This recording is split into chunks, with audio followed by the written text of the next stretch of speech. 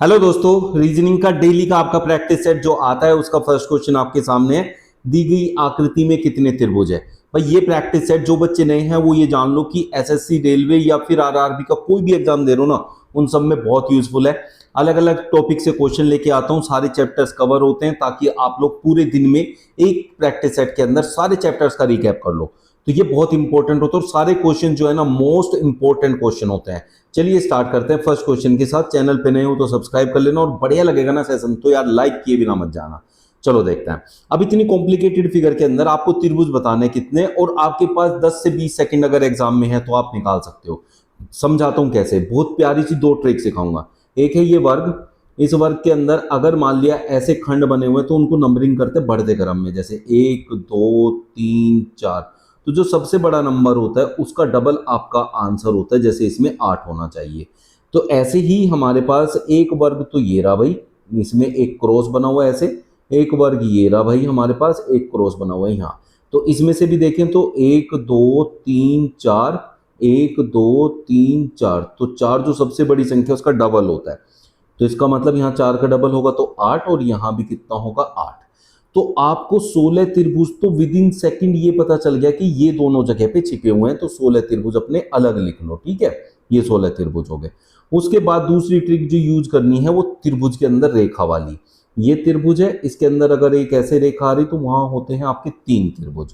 ऐसी फिगर देखो जैसे ये है, ऐसे ये आ रखा है। तो एक फिगर है ऐसी, फिर एक यहाँ है 2, एक यहाँ है 3, एक यहाँ ये रही 4, एक नीचे 5, एक यहाँ 6। तो ऐसी 6 फिगर है। एक फिगर में कितने त्रिभुज है 3, तो 6 ये कितना हो जाएगा 18। तो 18 त्रिभुज आपको ऐसे मिल जाएंगे। 16 पहले आपको मिल चुके हैं, 16 8 24 और 10 34। 34 त्रिभुज ऐसे आपको सेकंड्स में पता चल गए। बस इसके बाद छोटा सा एक काम ये करना है कि भाई कंबाइंड करके जो फिगर से त्रिभुज बनता है बस वो ढूंढ लेने हैं। जैसे ये बड़ा त्रिभुज एक मिल गया, एक ऐसे इधर मिलेगा यहाँ पे 2, ऐसे ही एक इसमें मिल जाएगा 3, एक इधर की तरफ जाएंगे तो 4, एक 2 आएंगे ये नीचे, एक ये रहा और एक आपका ये रहा 6। तो 6 त्रिभुज ये हो गए, और 34 और 6 होता है 40, तो इसलिए ऑप्शन सी करेक्ट आंसर हो जाएगा। देख लो कितनी आसानी से आपने इतनी कॉम्प्लिकेटेड फिगर के त्रिभुज कितने हैं पता कर लिए हैं। चलिए सेकंड क्वेश्चन को देखते हैं। दी गई प्रश्न आकृति को मोड़कर कौन सी उत्तर आकृति बनाई जा सकती है। ये प्रश्न आकृति है, इसको बंद करना है, एक पासा तैयार करना है। ठीक है, तो जब भी ऐसे खुला पासा हो और बंद करना हो तब हमें देखना है कौन किसके विपरीत होता है। जो जिसके विपरीत होगा वो साथ में नहीं आएगा बस। तो पहले वाला होता है हमेशा तीसरे के विपरीत, और दूसरे वाला होता है चौथे के विपरीत, ऐसे अगर सीधी रेखा में ऊपर से नीचे की तरफ दिए हों। और इधर निकला हुआ जो है वो इधर निकले हुए के विपरीत होता है। तो F के विपरीत कौन हुआ, B हुआ। इसका मतलब जहां F होगा वहां B नहीं होना चाहिए। जहां F होगा वहां B नहीं होना चाहिए। ये देखो B आ गया, तो ये तो क्या है, जो विपरीत है वो साथ में आ गए तो पासा गलत है, तो ये नहीं बन सकता। ठीक है, ऐसे ही जहां E होगा वहां C नहीं होना चाहिए। जहां E होगा वहां C नहीं होना चाहिए। यहाँ E है और C भी है, तो ये भी नहीं बन सकता। फिर ये देखो A जहां है वहां D नहीं होना चाहिए। यहाँ डी भी है और ए भी है, दोनों एक साथ नहीं आ सकते, ये भी गलत है। तो इसका मतलब सिर्फ ऑप्शन डी ऐसा है जो बन सकता है। चेक कर सकते हो ना आप। एफ जहां होता है वहां कौन नहीं होना चाहिए, बी नहीं होना चाहिए, तो है ही नहीं। ठीक है, फिर दूसरा डी, जहां डी है वहां क्या नहीं होना चाहिए, ए नहीं होना चाहिए, इसमें नहीं है। और जहां ई होता है वहां सी नहीं होना चाहिए, ये ई है बट सी नहीं है, तो इसलिए बन सकता है। क्वेश्चन मार्क के स्थान पर क्या आएगा, ये है नंबर एनालॉगी। नंबर एनालॉगी में सीधी सी बात समझ लो, आपको सबसे पहले दो नंबर जो दिए हैं इनके बीच का संबंध उसने दिया है, वो आपको ढूंढना है। जैसे 3 और 30 है, इनका संबंध ढूंढना है कि हमें 3 से 30 कैसे बना है। तो वैसे ही 7 से कौन सी संख्या बनेगी वो फाइंड करना है। ये होता है एनालॉगी, नंबर एनालॉगी। नंबर से बना है इसलिए नंबर एनालॉगी। ठीक है, 3 से 30 बहुत सिंपल है कि 10 गुना कर दूं 30 बन जाएगा, है ना। लेकिन 7 से 10 गुना करके तो फिर 70 ही बनना चाहिए, और 70 तो ऑप्शन में नहीं है। अगर 70 ऑप्शन में होता तो ये लॉजिक आप सीधे सीधे लगा सकते थे, बट ये नहीं लगा पाओगे। अब आप क्यों नहीं लगा पाओगे, क्योंकि ये ऑप्शन में मौजूद नहीं है। फिर हमें देखना 3 से 30 का और क्या तरीका है। जब भी आपको बड़ी संख्या चाहिए, जैसे 3 से 30 एक बड़ी संख्या 10 गुना है, लेकिन 7 का 10 गुना नहीं है, 7 से बहुत बड़ी बड़ी संख्या ऑप्शन में है। तो इसका मतलब क्या है, 3 से अगर 30 पे बड़ी संख्या मान के जाना है और 7 से एक बहुत बड़ी संख्या निकालनी है, तो हमेशा वर्ग और घन से आपका आंसर आ जाएगा। तो 3 का अगर मैं घन करने जाऊं तो कितना होता है भाई 27। देखो मैं पहुंच गया ना 30 के पास, वर्ग करूंगा तो 9 पे पहुंचूंगा, वो इसे 30 के पास नहीं पहुंचेगा, इसलिए वर्ग से आंसर नहीं आएगा। अब 27 से ये 30 कितना बड़ा है, 3, और 3 कहाँ से आया होगा, जहां से हमने संख्या उठाई है, क्योंकि 3 उठाया, 3 का घन करके 3 ही जोड़ दिया, तो इसका मतलब मुझे 7 का घन करना पड़ेगा। अब देखो यहाँ लॉजिक होता है, समझाता हूँ। अगर मैंने 3 का घन करके 3 जोड़ा है ना, तो इसको जरूरी नहीं कि 3 इसी की वजह से जुड़ा हो सकता है 3 रैंडमली जोड़ दिया हो, भाई 3 ही उसमें जोड़ना हो, तो रैंडमली जुड़ता है तो 3 ही इसमें जुड़ेगा। तो 7 का जो घन होता है 343 होता है, ठीक है। अब इसमें मैं रैंडमली 3 जोड़ू तो 346 हो जाएगा, ऑप्शन में कहीं भी मौजूद नहीं है, तो इसका मतलब 7 का घन क्या है, तो 7 ही जोड़ा होगा। तो समझ में आ गया, ये 3 रैंडमली भी जुड़ता है, और 3 हो सकता है कि 3 का घन किया तो इसीलिए 3 जोड़ा है। तो यहाँ जो लॉजिक है वो ये है कि 7 का घन तो 7 ही जुड़ेगा, तो 350 जो कि ऑप्शन पे मौजूद है। और ये दोनों लॉजिक सही होते हैं इसके अंदर, वो डिपेंड करता है ऑप्शन पे, ऑप्शन कौन सा दिया हुआ है। लुप्त संख्या ज्ञात करनी है। लुप्त संख्या मतलब मिसिंग नंबर। तो ये देखो क्वेश्चन मार्क कहाँ पे दिया, कहाँ पे मिसिंग है, यहाँ पे मिसिंग है भाई, ठीक है। तो ये क्वेश्चन मार्क की जगह क्या आएगा, हमें ये पता करना है, ठीक। अब ये कहाँ पे दिया है वो हमें सब में चेक करना है, सब में उसी जगह पे पहुंचना है। जैसे इस जगह क्वेश्चन मार्क की कौन सी संख्या बीच में, तो यहाँ पहुंचना है 720 और 72। जैसे 72 720 आए ना, वैसे ही क्वेश्चन मार्क वाली संख्या आ जाएगी, तो उसी संख्या पे जाना होता है, ठीक है। तो उसके लिए हमें क्या करना होगा जरा बताएंगे, क्या करना होगा। उसके लिए तुम्हें दिमाग लगाना है, और वो क्या है कि ये बीच वाली जो संख्या है ये कैसी है, ये है बड़ी संख्या। देख लो ध्यान से, 72 एक बड़ी संख्या है भाई, वैसे तो छोटी है 720 के हिसाब से, लेकिन उसके ऊपर जो ये संख्याएं थी ये भी तो छोटी है ना बहुत, ये थोड़ी बड़ी बड़ी आ गई, तो इसलिए ये बीच वाली संख्या और बड़ी हो गई। लेकिन जब बीच वाली संख्या काफी बड़ी हो बाहर वाली संख्याओं से, तो सीधा सा दिमाग में सेट कर लो, या तो वर्गों का आंसर होता है या तो गुणा का आंसर होता है। अब अगर मैं जब भी बड़ी संख्या होगी तो बाहर की सारी संख्याओं को पहले गुणा करके देखूंगा, पहले स्टेप में हमेशा। 4 दूनी 8, 8 3 24, 24 3 72, देखो सबकी गुणा की तो बीच वाली संख्या मिल गई। 9 चौक 36, दूनी 72, 72 धम 720। तो इसका मतलब हमें क्या करना है, बाहर वाली सारी संख्याओं को आपस में गुणा करना है, और ये आपको विद इन सेकेंड पता चल गया क्योंकि बीच वाली संख्या बड़ी थी। तो क्या हो गया, 6 दूनी 12, 12 6 72 धाम 720, तो ये होगा 720। तो ये जो यहाँ पे क्वेश्चन मार्क की जगह है वो 720 आएगा, ये आपका करेक्ट आंसर हो जाएगा। बी डी की माँ है। जब भी आपके पास क्वेश्चन के अंदर क्या दिया हो, ब्लड रिलेशन, रिश्ते संबंधी, वहां बना दो ग्राफ। ग्राफ से आपके सारे रिश्ते आपके सामने आ जाते हैं। बहुत से लोग जो बोलते हैं ना कि पहले अपने आप को रख के देखो फिर उसको सोचो, ऐसे कभी मत करना, उसमें बहुत कंफ्यूजन होता है और क्वेश्चन गलत ही गलत आता है उसमें हमेशा। तो इसलिए ग्राफ बनाना है। उसने कहा बी डी की माँ है, उसके लिए क्या करना है, डी बनाना है, इसकी माँ ऊपर आएगी जो कि बी है, बड़ा रिश्ता ऊपर जाएगा और छोटा रिश्ता नीचे रहेगा, और जो रिश्ते सेम होते हैं जैसे बहन भाई का होता है, पति पत्नी का होता है, चाचा चाची होते हैं, वो साथ में रखने हैं। सी डी का भाई है, डी का भाई कौन है, ये सी है, सी इसका भाई है, ठीक है। अभी हमें डी का नहीं पता डी क्या है, भाई है या बहन है। एच ई की बेटी है। अब एच और ई का संबंध यहाँ बी डी सी से कुछ नहीं दे रखा, अब हमें नहीं पता कुछ भी, तो इसलिए इस लाइन को इग्नोर कर देना थोड़ी देर के लिए, आगे चलेंगे। डी ई की पत्नी है, डी जो है ई की पत्नी है, ई जो होगा उसका फिर पति हो जाएगा, ठीक है। अब वापस उसी स्टेटमेंट पे आओ जो अभी छोड़ा था, एच ई की बेटी है, ई की बेटी कौन है, एच है, ये बेटी है, ठीक है। अब आपको क्लियर हो रहा होगा। अब देखो ये बन गया ग्राफ, ई सी से किस प्रकार संबंधित है, ई सी से किस प्रकार, ई और सी का संबंध बताना है। देखो कितना आसान हो गया ना। अब जिसको ये लगता है कि ग्राफ बनाने में टाइम लगता है या टाइम वेस्ट है, समझो बात को। अब देखो यहाँ से पूरा ग्राफ आपके सामने है।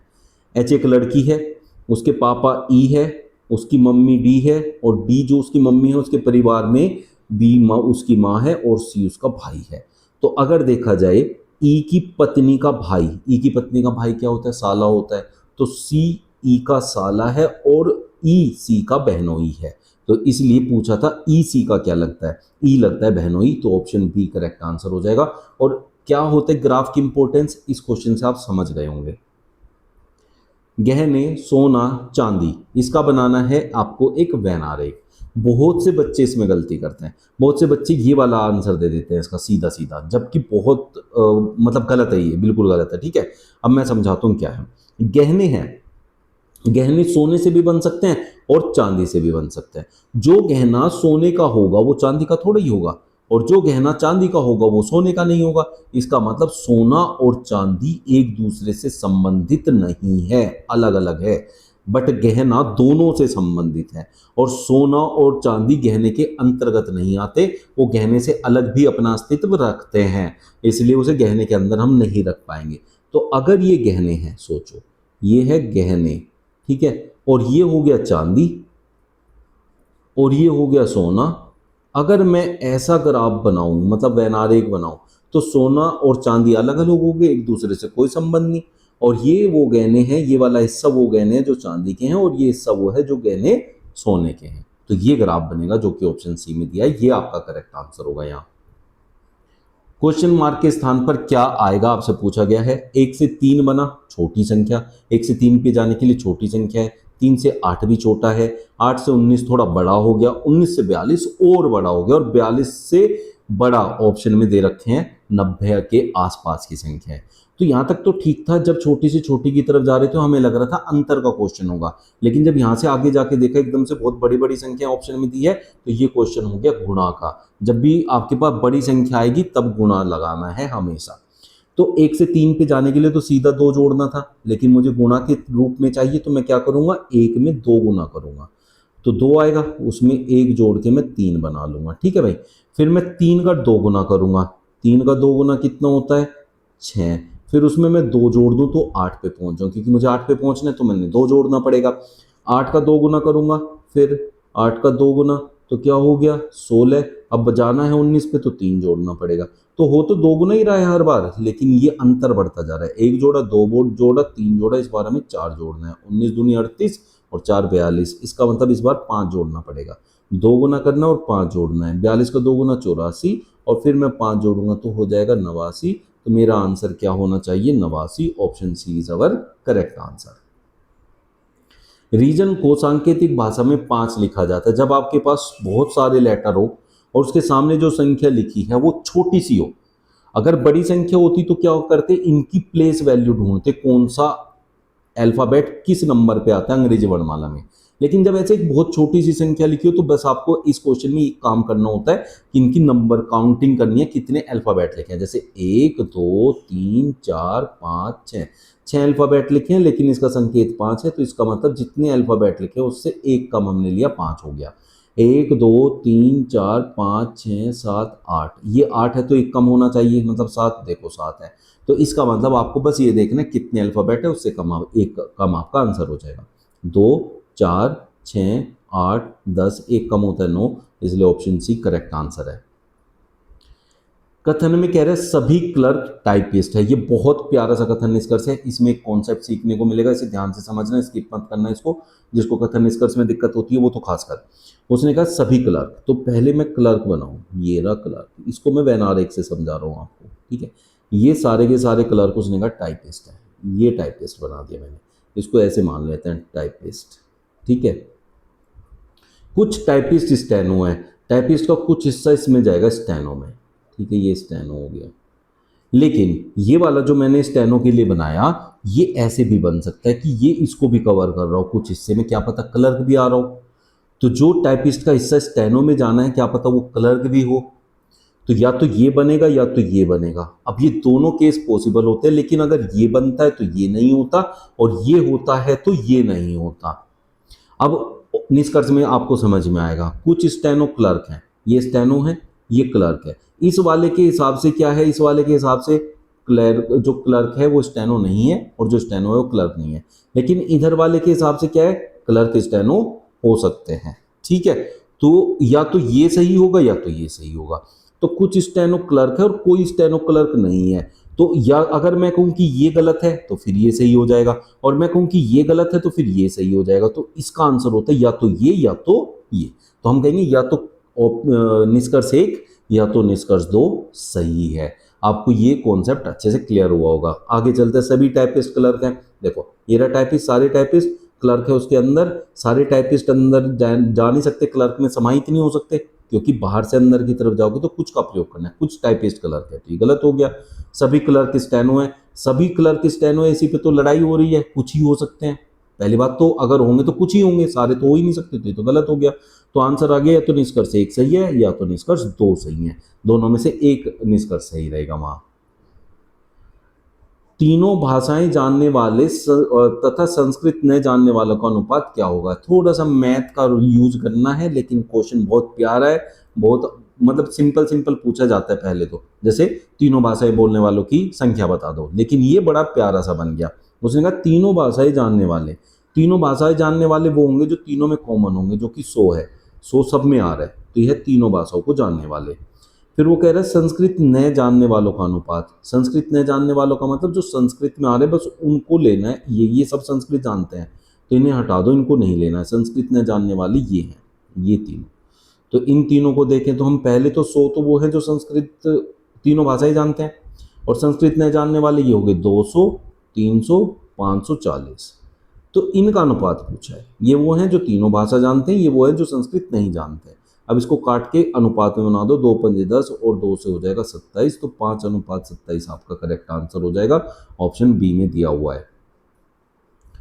घड़ी 7:30 बजे का समय दर्शा रही है, यदि मिनट की सुई पश्चिम दिशा की ओर है तो घंटे की सुई किस दिशा की ओर होगी। इसे करने का बहुत आसान सा तरीका समझाता हूँ। आप लोगों को क्या करना है, ये देखो, ये होती है दिशाएं, पूर्व, पश्चिम, उत्तर, दक्षिण। इससे तो आप बहुत अच्छे से वाकिफ होंगे, है ना। अब उसने कहा है कि आपकी मिनट की सुई है पश्चिम दिशा में। अब 7:30 कैसे बजते ये भी देख लो भाई, ये होगा 6, ये होगा 7, तो ऐसे होगा ये समय, है ना। तो ये जो सुई है ये मिनट वाली, ये 6 पे होगी, लेकिन उसने कहा ये आपकी पश्चिम में है, हमारे हिसाब से तो दक्षिण में होती है। तो आपको क्या करना है, आपको अपनी घड़ी को घुमा के यहाँ 6 बनाना है। यहाँ 6 होगा तो यहाँ 7 होगा, यहाँ 8 होगा, है ना। ऐसे यहाँ 9 होगा, यहाँ 10, यहाँ 11, और यहाँ इसके सामने हो जाएगा 12, और ये 1, 2, 3, 4, 5 ऐसे होगा। तो अगर ये देखो, ये क्या हो गया हमारा, उसने कहा पश्चिम में है किसकी, मिनट की सुई, तो घंटे की सुई पूछी है किस दिशा में होगी। तो आपको जिस दिशा में जो भी सुई बोली है आपको वो दिशा वैसे ही घुमा देनी है। तो यहाँ पश्चिम बना देना, आपकी घड़ी को घुमा देना है, दिशा नहीं घुमाएंगे आप, घड़ी घुमाएंगे, ठीक है। अब जो घंटे की सुई, अगर ये देखो 7:30 बजाने हैं तो ये ऐसे होगी यहाँ घंटे वाली, और मिनट वाली ऐसे होगी यहाँ। तो घंटे वाली कहाँ पर है, इसके यहाँ पर है ऐसे। तो ये क्या है, उत्तर और पश्चिम के बीच में है, जिसे हम कहते हैं उत्तर पश्चिम। तो ऑप्शन ए करेक्ट आंसर हो जाएगा। विमल एवं कमल एक पंक्ति में क्रम से बाएं से 7वां और दाएं से 13वां है। देखो, विमल की स्थिति दी है और कमल की स्थिति दी है, ठीक है। यदि कक्षा में कुल 26 छात्र है तो विमल का स्थान दाएं से कौन सा होगा। अब आप आराम से इस बात को समझेंगे, कंफ्यूज होने की कोई जरूरत नहीं है। कक्षा में अगर कुल छात्र दिए हैं और विमल का स्थान दाएं से पूछा है, तो विमल का स्थान जिधर से दिया है पहले वो ढूंढो। विमल बाएं से 7वां है, तो आपको बाएं का मतलब होता है लेफ्ट। तो आपको एक फॉर्मूला याद करना है, लेफ्ट प्लस राइट माइनस 1 बराबर टोटल होता है जब भी पंक्ति दी है। तो किसी का स्थान अगर लेफ्ट से दिया है और टोटल दिया है तो आप उसका स्थान राइट से निकाल सकते हैं। तो जो यहाँ कमल की स्थिति दी है वो कंफ्यूज करने के लिए दी है, उसका यहाँ पे आपको कोई प्रयोग नहीं करना। तो विमल लेफ्ट से है 7वें नंबर पे, राइट से आपसे पूछा है -1 और टोटल है 26 छात्र, बस इसका प्रयोग करो। राइट से चाहिए तो 7 - 1 6, इस 6 को उधर ले जाके माइनस कर दो, तो 26 - 6 होता है 20। तो उसका जो स्थान है दाईं तरफ से वो 20वां है, तो ऑप्शन ए करेक्ट आंसर होएगा यहाँ। निकिता की ओर संकेत करते हुए प्रणव ने कहा उसके पिता मेरी माँ की बहन का पुत्र है। देखो, बहुत प्यारा सा क्वेश्चन, बहुत बच्चे गलत करेंगे। अगर किसी को ये लगता है कि मैं सही कर सकता हूँ, वीडियो पॉज करके अपना आंसर दे देना, ठीक है। अपना आंसर दे के बताना क्या आपका आंसर है। निकिता की ओर संकेत करते हुए, निकिता होगी, मान ले ऐसे निकिता मान लेते हैं, यहाँ निकिता लिख देते हैं। प्रणव कह रहे तो इसे प्रणव को यहाँ बना लेते हैं, ऐसे बनाएंगे, आप एक ग्राफ तैयार करेंगे, ठीक है। उसने कहा निकिता की ओर संकेत करते हुए प्रणव ने कहा उसका पिता, निकिता का जो पिता है, ये पिता बन गया यहाँ, निकिता का पिता, ठीक है भाई। मेरी माँ की, प्रणव की जो माँ है, माँ की बहन का पुत्र है, माँ की बहन होगी और उसका पुत्र है ये। तो अब आप समझो, निकिता के जो पापा हैं वो प्रणव की मौसी के बेटे हैं, क्योंकि माँ की बहन होती है मौसी, मौसी के बेटे। तो ये मौसी के बेटे हैं, तो मौसेरे भाई की बहन, भाई की बेटी है निकिता, ग्राफ से सब कुछ क्लियर हो गया, आसान बन गया ना, ग्राफ इसलिए बनाना जरूरी होता है। तो प्रणव येरा, निकिता येरी प्रणव की माँ की बहन, मतलब प्रणव की मौसी का बेटा है ये। कौन? निकिता का पिता। अब उसने कहा निकिता का प्रणव से क्या संबंध है। अब भाई मौसेरा भाई है, उसकी बेटी है या अपने भाई की बेटी है, लगती तो भतीजी है ना, तो निकिता इसकी क्या लगेगी? भतीजी लगेगी। ऑप्शन बी आपका करेक्ट आंसर हो जाएगा। दो के विपरीत क्या आएगा? जब भी आपके पास एक से ज्यादा स्थिति दी हो पासों की, तो आपको ढूंढना है ऐसी पासे, जैसे मैंने ये थर्ड एंड फोर्थ ढूंढा। अब इनमें आप ये देखो कि कितनी जगह इनकी कॉमन है, जैसे ये जगह पे एक है और एक ये है इधर, इन दोनों में सिर्फ एक ही नंबर कॉमन है, वो है एक, और उनकी जगह भी सेम है, ये जगह और ये जगह, और कोई नंबर सेम नहीं है। यहाँ 2 है इधर नहीं है, यहाँ 3 है उधर नहीं है, ठीक है। जब एक ही नंबर से वो उनकी प्लेस भी सेम हो, एक ही नंबर दोनों में कॉमन हो और उसकी प्लेस भी सेम हो, एक ही स्थिति हो उनकी दोनों की, तो जैसे ये ऊपर है तो इसके ऊपर वाला एक दूसरे के विपरीत होंगे, और ये साइड वाला इस साइड वाले के विपरीत होगा। तो 2 के विपरीत 6 और 3 के विपरीत 4, याद रहेगी ये चीज। तो 2 के विपरीत कौन हो गया? 6 हो गया। ऑप्शन डी आपका करेक्ट आंसर हो जाएगा। यदि किसी सांकेतिक भाषा में विक्ट्री को YLFWRUB लिखा जाता है, तो सक्सेस को उसी भाषा में क्या लिखा जाएगा?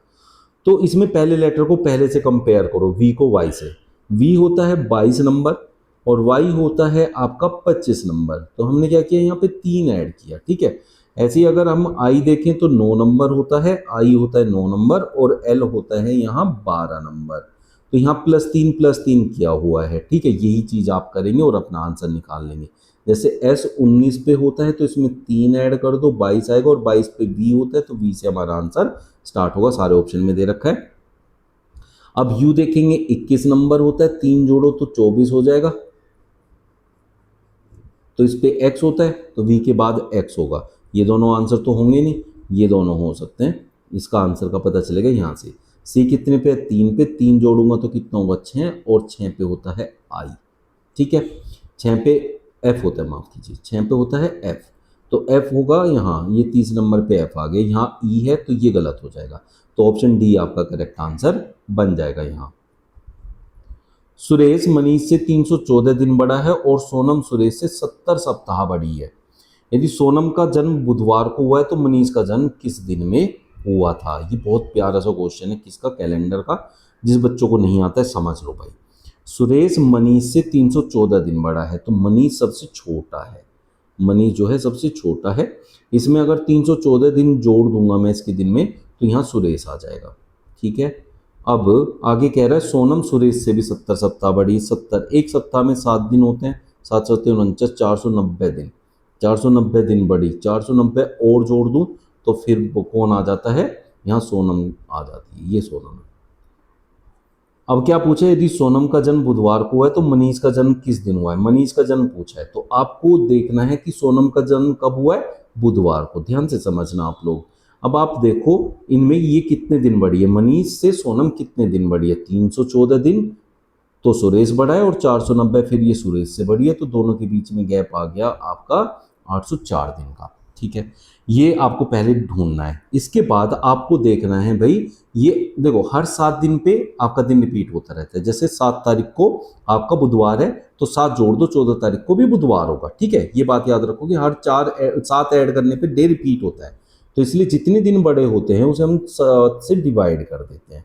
तो 7 1 7 1 0, 7 1 7, 3 4, 7 चौक 28, कितना शेष बचा? 6 शेष बचा। जितना शेष बचेगा, अगर देखो मनीष का दिन चाहिए, सोनम का पता है तो वापस आएंगे तो माइनस करना है, और मनीष का पता होता सोनम की तरफ जाते तो ये 6 ऐड होता, तो अब 6 माइनस करना है, तो बुधवार में 6 माइनस करेंगे। अगर 7 माइनस करते तो सेम बुधवार आ जाता, 6 माइनस किया तो एक दिन और एक्स्ट्रा हो जाएगा, तो बृहस्पतिवार आ जाएगा। तो आंसर क्या हो जाएगा आपका? बृहस्पतिवार हो जाएगा। तो आपका करेक्ट आंसर है ऑप्शन डी में। उम्मीद करता हूं अच्छे से क्लियर हुआ होगा आप लोगों को।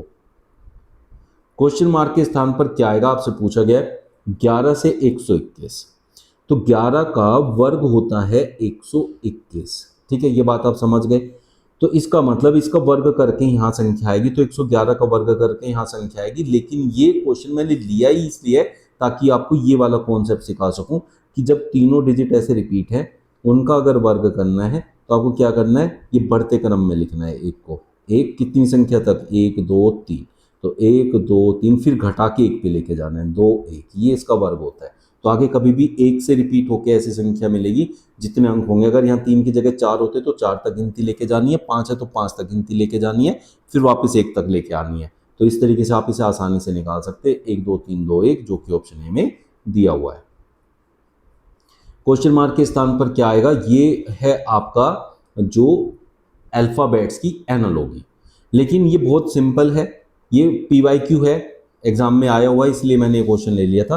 पहले लेटर को पहले से कंपेयर करो, RS, R से अगला लेटर S होता है, B से अगला लेटर W होता है, L से अगला लेटर M होता है, P से अगला Q होता है। तो यहाँ भी हम G से अगला लेटर लिखेंगे जो कि H है, L से अगला लेटर लिखेंगे तो वो M होता है, HM, K से आगे होता है P, और P से आगे होता है Q, HMPQ, L होता है K से आगे, माफ कीजिए, HMLQ दिया है ऑप्शन ए में। विकल्पों में से विषम शब्द चुनना है, इनमें 3 एक जैसे हैं, एक अलग है, वो अलग कौन सा है ये आप लोगों को कमेंट करके बताना है। ये आप लोगों का होमवर्क है, देखते हैं कितने बच्चे इसे सही करते हैं। बढ़िया लगा है सेशन तो यार लाइक कर देना, नए हो तो सब्सक्राइब कर लेना, और ज़्यादा से ज़्यादा शेयर करना अपने दोस्तों तक।